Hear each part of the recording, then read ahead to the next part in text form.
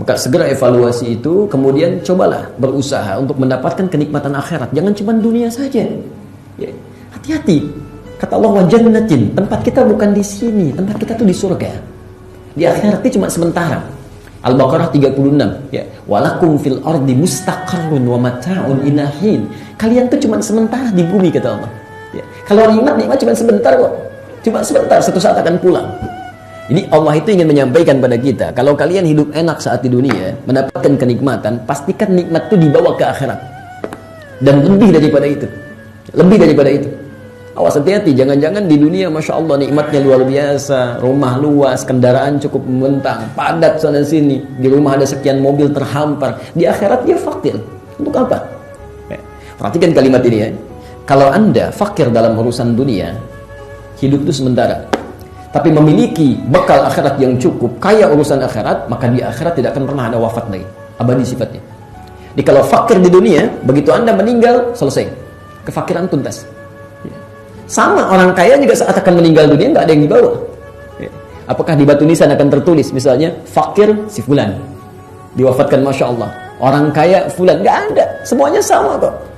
Yarhamullah. Ya. Allah yarham. Masya Allah, almarhum, selesai. Ya.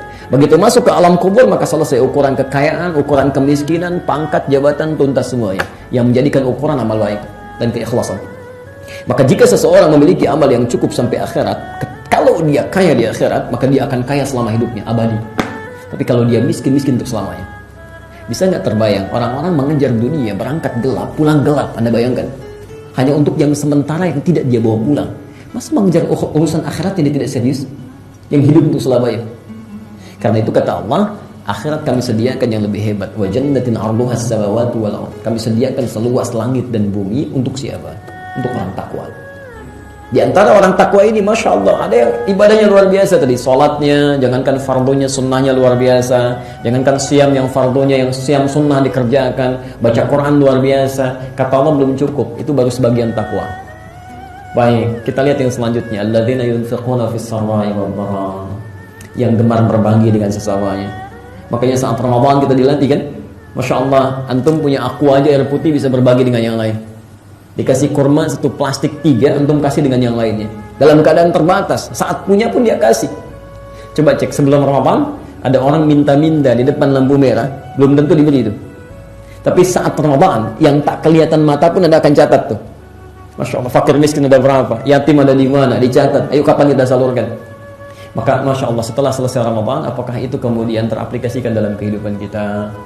Jangan-jangan Allah berikan surga di hadapan kita, kita nggak pernah ambil. Ya, ada teman yang sakit, Allah kirimkan surga, nggak pernah kita tengok, kan? Ada orang kebanjiran malah ditonton, kan?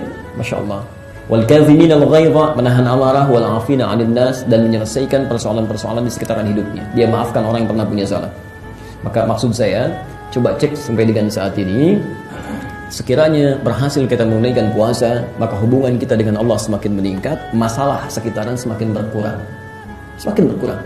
Jangan sampai terjadi ada yang orang rajin ibadah tapi lisannya tidak pernah selesai, tajam pada orang lain, ya keras dengan orang lain pada hal yang tidak dibenarkan, tangannya melukai orang lain, kakinya melangkah pada yang tidak dibenarkan. Cek. Atau sebaliknya, dengan orang baik, kirim sana, kirim sini, bantu sana, bantu sini, tapi sholat diabaikan, ya, Quran nggak pernah dibaca. Nah, itu lebih bermasalah. Ya, karena itu, ikhwas sekalian, kenapa kami penting sampaikan ini? Karena kalimat takwanya diungkapkan di ayat tadi dengan kalimat tattaqu. Terulang 19 kali di Quran, berbentuk fi'il mudhari. Fi'il mudhari itu diantara faidahnya lil istiqbal, menunjuk pada masa yang akan datang, future. Seakan-akan Allah ingin mengatakan, kalau Anda ingin ukur keberhasilan puasa, jangan fokus melihat saat Ramadannya. Setelah Ramadan, bagaimana latihan ibadah itu bisa diterapkan dalam kehidupan. Jadi kalau Anda rajin ke masjid setelah Ramadan tidak pernah melihat masjid, ya, tidak pernah ibadah di dalamnya, maka itu belum sempurna.